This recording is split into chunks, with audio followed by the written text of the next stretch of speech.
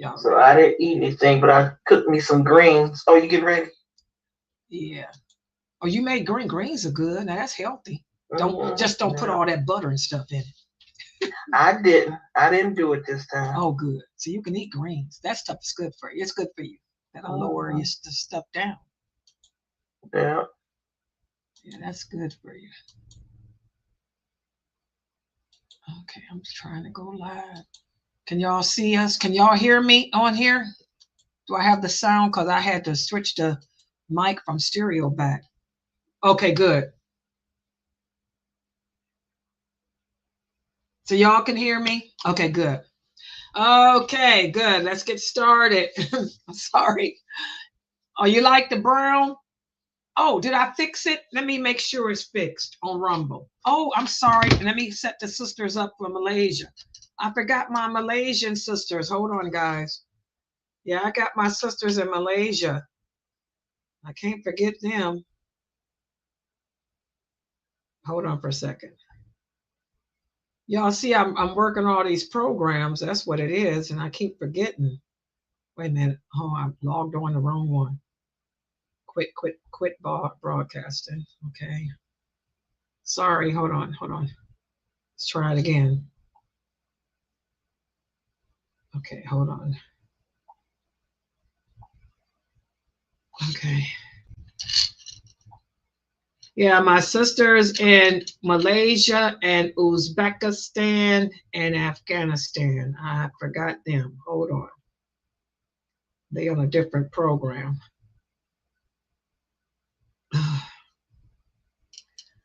Go live. Wait a minute.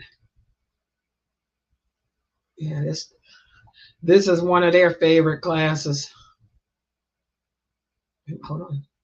Okay, that's them. And also, here I come on Rumble. Wait a minute. Uh-oh, phone. Hold on. Yeah, I use a cell phone for that one. I want to make sure I set it up for the sisters and the sisters in Australia and South Africa. They use this Rumble for their Zoom room. They have a Zoom room, and they use Rumble to stream to their Zoom room. I did it, mashallah. It's set up. I got it. Oh, I did it right. It's working. It's set up. I got it. Oh, I did it right. It's working. Okay. Can y'all see it for your Zoom room? It's set up. I got it. Oh, I did it right. Okay, because I had problems with that.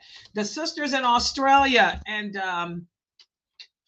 South Africa, they have their own Zoom room that they're streaming me to.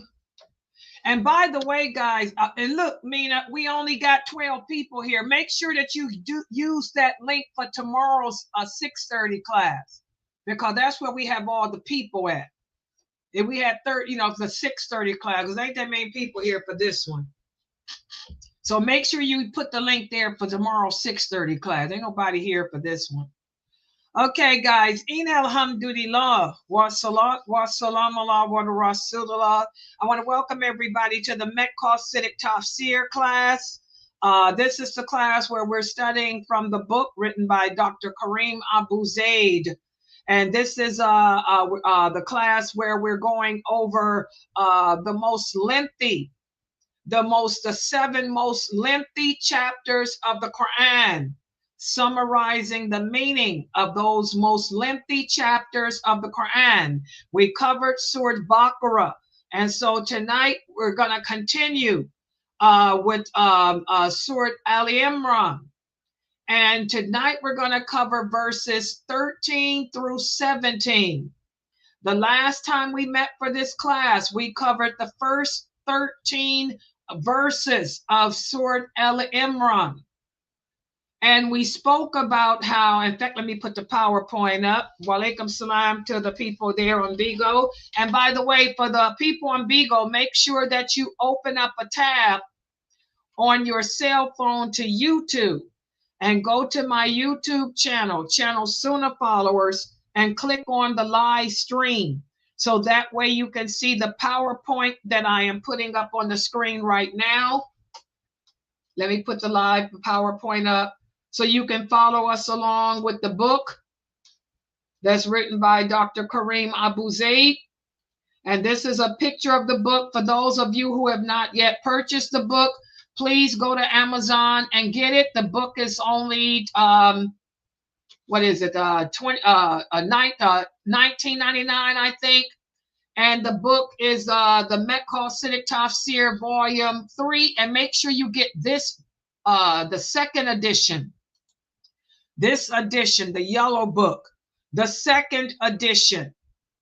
And it looks like this.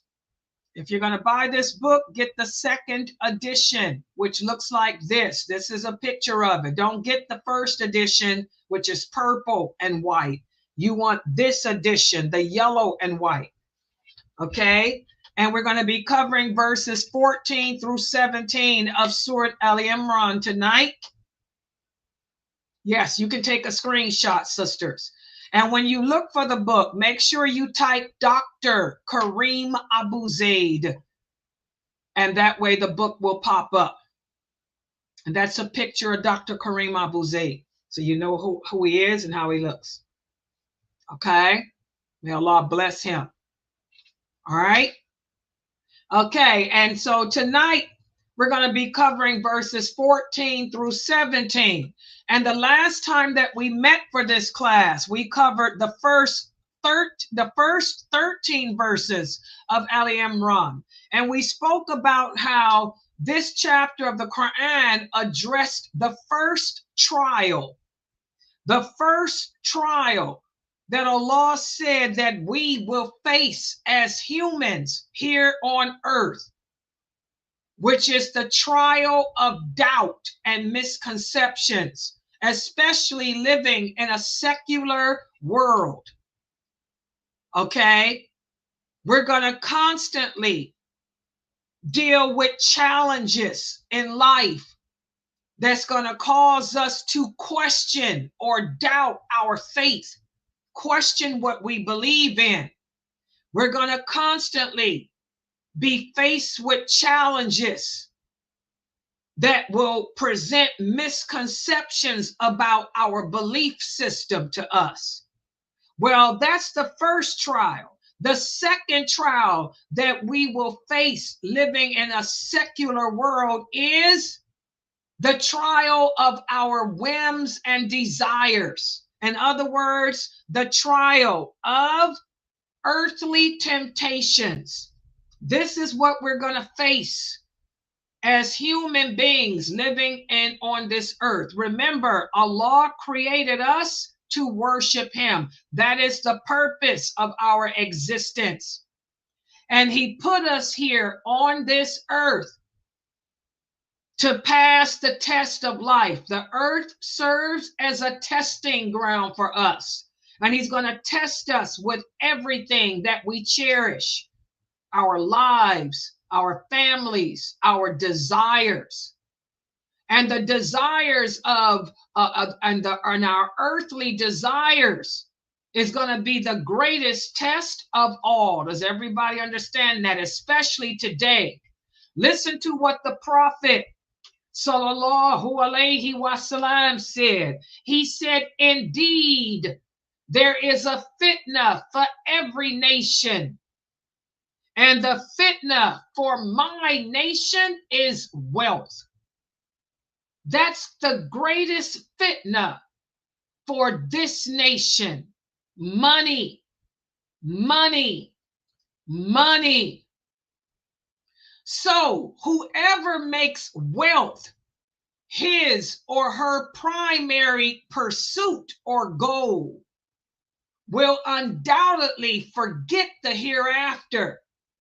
That person will forget what their purpose is. However, even small efforts to return to simplicity and to a life of worship and submission can remove the cloud of desire from that person's heart. Everybody understand that? So this is why I'm always telling you as students, Be careful what you wish for. We're living in a world where so many people wish they were rich. If only I were rich. How many of you say that? If I were a rich man, na na na na na na na. Be careful for that. Be careful of what you wish for, because wealth is an amana. It's a trust that comes from Allah. Okay? Allah is going to ask you, what did you do with that amana? Remember, the Prophet sallallahu alaihi wasallam said that the rich people will be stopped at the gates of paradise, and they will be held back years before the poor. So be careful of wishing for wealth, because that is the greatest fitna for this nation. Also, remember this. The Prophet sallallahu alaihi wasallam said, what is little and sufficient is better than what is abundant and negligent. We talked about this yesterday in our Riyadh Salihin class. Success is not determined by how much money you have or how much wealth you have. Success is determined by having enough to survive and being content with what you have, and not wanting or to covet what others have.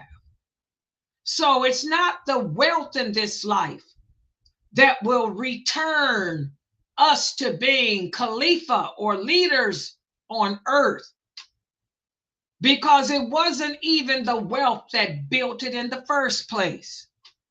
But instead, what we need to do as Muslims is to reform ourselves, change the condition of ourselves, and create a community of virtue.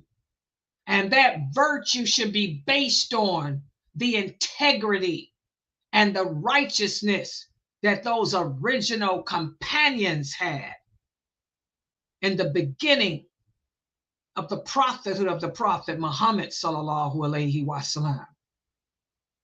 Everybody understand that? So be careful wishing for money. Money is what destroyed the people that came before us, and money is what's destroying us today. It causes us to forget what our purpose is. It causes us to sell Islam for the miserable price of this world. Like you see so many Muslims, the brothers and sisters of fame, doing today. They're selling Islam for the miserable price of fame.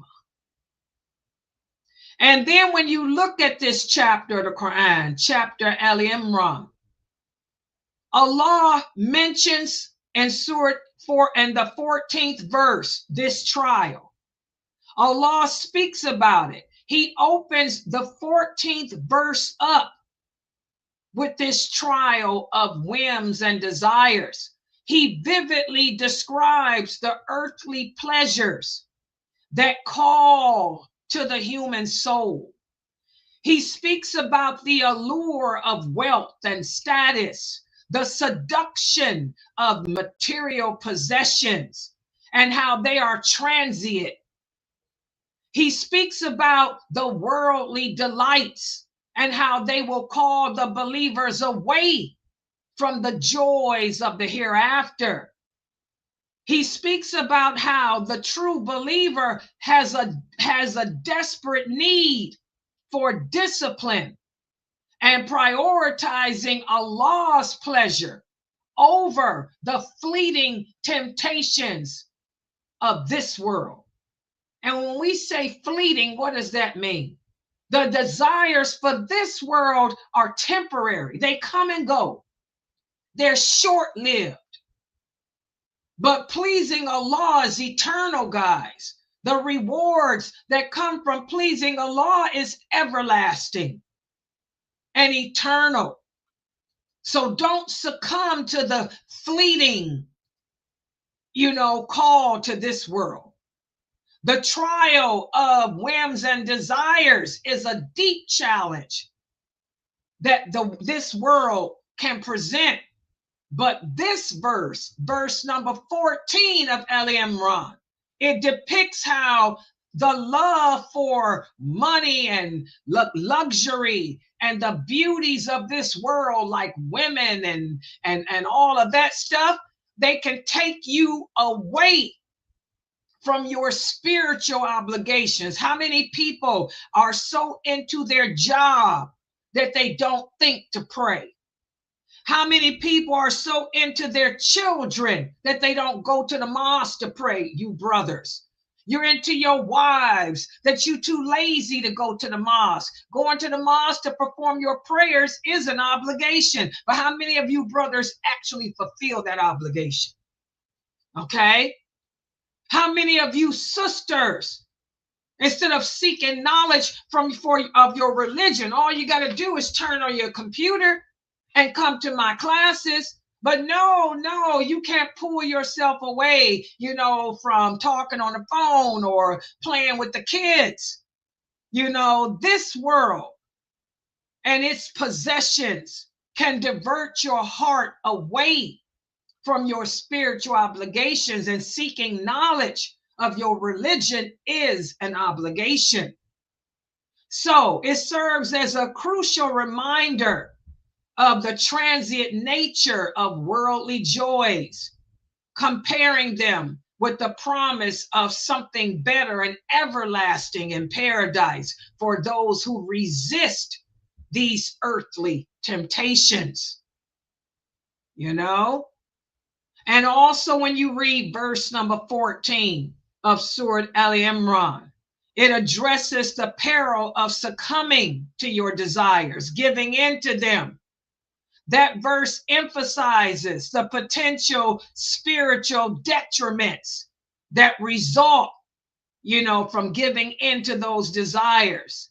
It teaches that an unchecked inclination towards material pleasure can lead you away from adhering to Allah's commands. And to prevent this from happening, to protect yourself spiritually, there are several protective measures that we can take to not fall into this abyss. And let's take a look at some of these protective measures. Well, verse number 15 of Ali Imran gives us a protective way to not fall into this trap. Number one, think about the delights of paradise. Why does Allah give such beautiful, descriptive insights to us about paradise? For us to focus on them. By reflecting on the eternal joys and rewards that await us in paradise, as detailed to us in verse number 15 of Ali Imran. This serves as a powerful deterrent against the temptation of falling victim to the worldly pleasures. It keeps your heart and mind focused on your goal of returning back to Allah, to the promise that He has promised us. This helps us to maintain our spiritual path and resist that temporary gratification of the soul. And also, another way to protect ourselves is verse number 16. In this verse, Allah tells us to turn to Him for help by making supplication. Sincere supplication is crucial for overcoming the pull of our whims and desires. This verse encourages us to ask Allah to keep our hearts steadfast in faith and to guide us to stay on the straight path, reinforcing the role of prayer. Again, guys, Allah is the one who holds the heart of man between his fingers. So ask him to keep us from giving in to our desires and our whims. And then when we look at verse number 17 of this amazing chapter, Al Imran, Allah tells us again, that we can earn the hereafter by having the characteristics of the people of the hereafter. And what are those characteristics? Well, the believers are people who are patient and truthful in their speech and actions. They're also devout to Allah, and they are people who seek Allah's forgiveness, and they spend in his cause. By developing those characteristics, only then can you fortify yourself and protect yourself against the lure of your personal whims and desires. By fortifying yourself with those characteristics, you can align your actions with the pursuit of Allah's pleasure, and in turn, earn the rewards of paradise. So, subhanallah, these verses, not only does Allah tell us what the second greatest trial for us to face in this world is, but he tells us the measures that we can take to prevent ourselves from falling victim to them. So here we can see in chapter Al Imran a very good comprehensive approach to countering the trial of falling victim to our whims and desires by valuing the eternal delights of paradise, engaging in supplication, and embodying the virtues of truthfulness, devotion to Allah. Then can we navigate the challenges of the world's temptations and keep our spiritual commitment intact and strive to obtain the everlasting rewards promised by Allah to those of us who truly believe in him. Again, this shows the beauty of Islam. This shows that Islam is not just a religion, but instead Islam is also a beautiful way of life, divinely inspired. Allah not only tells us what to do, but how to do it. He not only tells us what to stay away from, but how to stay away from it. All we have to do is learn the religion correctly and follow his plan and not deviate away from it. Okay, are there any questions or comments? Any questions or comments? That's our class for today. Short and sweet. No questions? No comments. Okay, we're going to stop right here for tonight. Inshallah, tomorrow we have my sixth. You have a question, sister? Go ahead if you have a question. No questions? Okay, tomorrow we have the 6:30 class. Yeah, go ahead. Go ahead. Yeah, go ahead, sister. Yeah, go ahead. It's okay. Go ahead.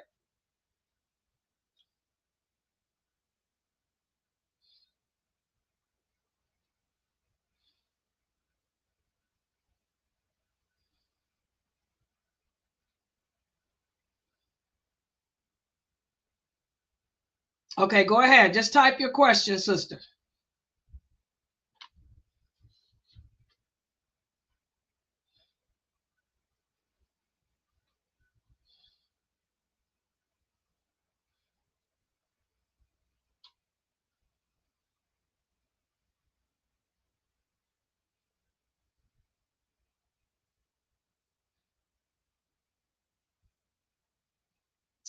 Okay, you're asking me about people getting married. Anybody can be married in Islam, just like anybody can be married in Christianity and Judaism too. By the way, that's not just Islam. You can marry anybody, but the marriage cannot be consummated until the people are the age of puberty. And that's not just Islam, that's any religion. That's Christianity and Judaism too. In fact, that's how they used to get married. And I still recommend it. A lot of people would marry their children together when they're young, even at birth. Even at birth. That's why they didn't have kids born out of wedlock back in the old, what we call the old days. You didn't find a bunch of illegitimate children, because back in the old days, which they need to do today too, and we wouldn't have fornication and illegitimate kids. They would marry their children at birth. If I had a daughter and my best friend had a son, we would marry our children together. So that way, you know, when the kids reach puberty, rather than my daughter becoming what we call a skank and sleeping around with a bunch of boys, it was she got wanted to get married, she'd be married if she agreed to it. I tell her, you ready to have sex? Well, you got a husband. Amatula's son is your husband. Oh, okay. And they could come live with me and be married, or live with her and be married if they agree to it. But they have to be the age of puberty. Okay, that's all religions. But do children have sex? No.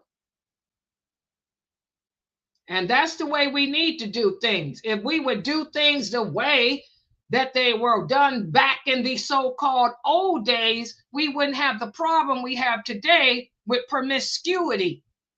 Our daughters wouldn't be sleeping around with different men. Our boys wouldn't be making babies by different women if we would do stuff the way they used to be done.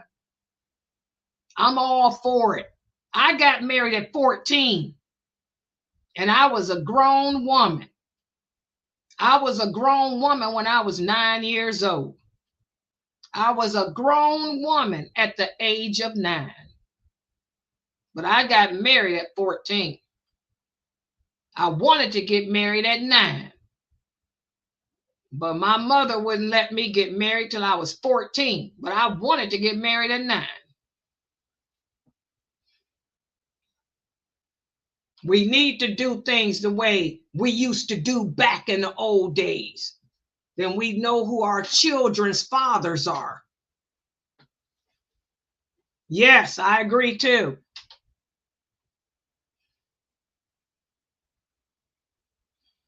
That's all religions.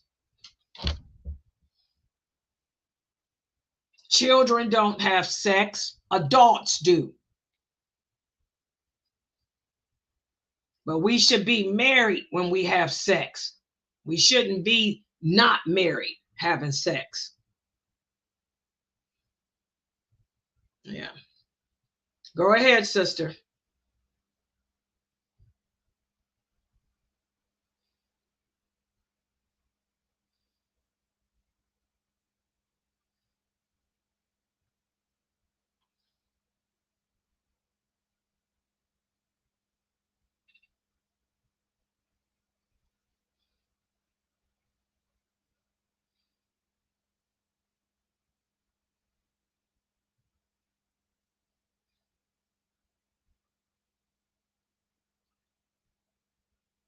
There is nothing wrong with you being a nurse, but why would you be working in the U.S. military? You should not be working for the U.S. military. That's not a job for a Muslim, period, dot. Because why would you work for a country that kills Muslims? No. Go work as a nurse in a hospital, or go work as a nurse in a nursing home. Nursing homes pay more money anyway. The U.S. military doesn't pay any money.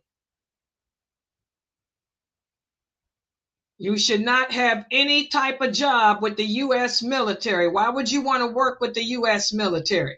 That ain't no money anyway. You're not going to make no money as a nurse. And why would you want to work with a military that fights against Muslims? You are a Muslim. Where's el wala wal bara? When you declare la ilaha illallah, Muhammadur Rasulullah, it doesn't matter combat or not. The declaration of faith is your allegiance is to Allah, to the Prophet Muhammad, and to the Muslims in the world. Your allegiance is not to people who are enemies to Muslims. What kind of Muslim is that? That's just like the Prophet Muhammad saying that he'll go work as a nurse. That's like Aisha saying she'll go work as a nurse for the Quraysh, who were enemies fighting against the Prophet Muhammad and the companions. That's crazy. You better get you a job in a hospital somewhere.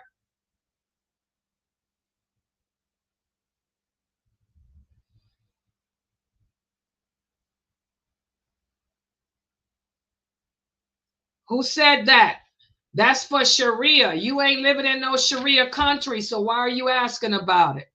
Why are you asking about what happens in a Muslim country when you don't live in a Muslim country?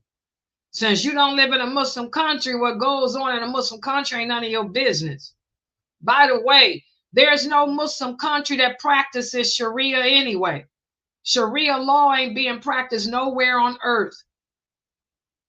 There is no Islamic country on this planet. The Sharia law is not practiced nowhere on this earth. So why are you even asking about that?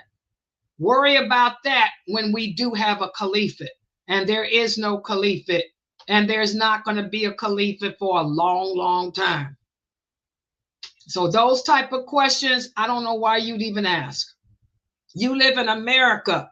We cannot implement Islamic laws in a non-Muslim country. So since you don't live in a Muslim country, Sharia law should not ever come up, because Islam forbids Sharia law in a non-Islamic country. The Prophet Muhammad said, our laws are for us. They are not for non-Islamic countries. So why are you asking that? If you want Sharia law, go move to a Muslim Sharia law country. You live in America. It's impossible to have it here. That's against Islam. Everybody understand that? It's against Islam to have Sharia law in a non-Muslim country.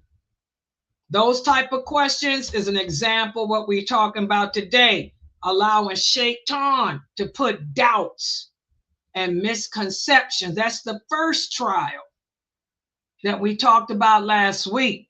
One of the first trials that Shaitan will come at you with is a lot of doubts and misconceptions about your religion that don't relate to nothing. That's a doubt that shouldn't even come into your mind, because you ain't got to deal with that ever. It don't apply to you. But to answer your question, if you were living in a Muslim country, it makes a lot of sense, especially in times of war. Because how could you, if you were a Muslim country living under Sharia law, could you trust a person that apostated and betrayed your country? How could you trust them? It makes sense. You think about it. If you were an Islamic country living by Sharia law, how could you trust somebody who apostated from your country? Just like America. This is America. How could you trust somebody that turned into a Russian?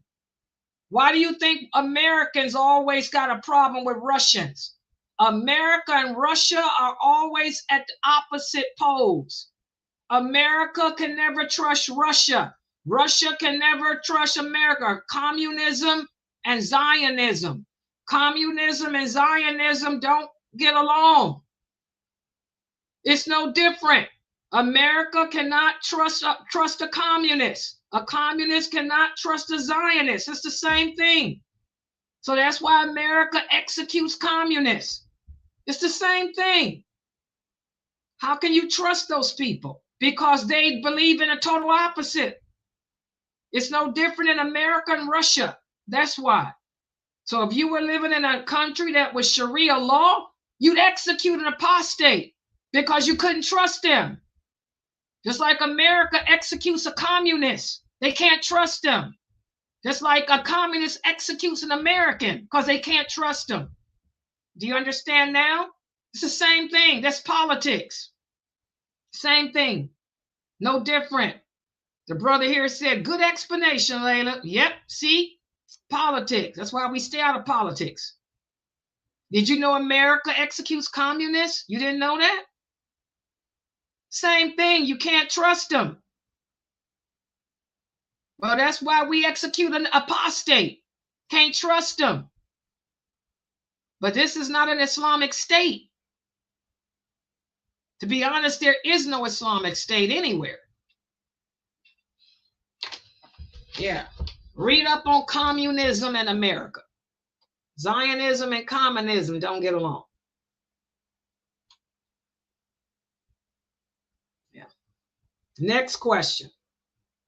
See, this is the stuff that we shouldn't be focusing on. What we need to learn is La ilaha illallah, Muhammadur Rasulullah.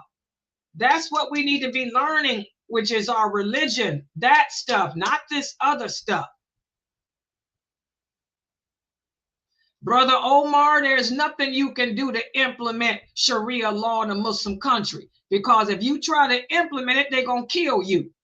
If you go to Saudi Arabia and try to implement Sharia law, the king of Saudi Arabia is going to execute you. They're going to blow you to smithereens. So if you go there to try to implement it, you're going to get blown away. You be a fool. So you be stupid. It ain't your job to implement Sharia law. It's your job to learn La ilaha illallah, Muhammadur Rasulullah. It ain't your job. Where does Allah say that you supposed to implement Sharia law? That ain't your job. You ain't nobody. That ain't your job to do that. That's the government's job. That doesn't fall on you. You ain't nobody. You ain't the government. You just a peasant. You're just a peon peasant. Okay? Okay, let me close out, guys. Hold on for a second. Assalamu alaikum. Hold on for 1 second. Subhanakallahumma wa bihamdika. Shadon la ilaha illa anta. Astaghfiruka wa atubu ilayk. See you guys tomorrow. I'm closing out. Hold on.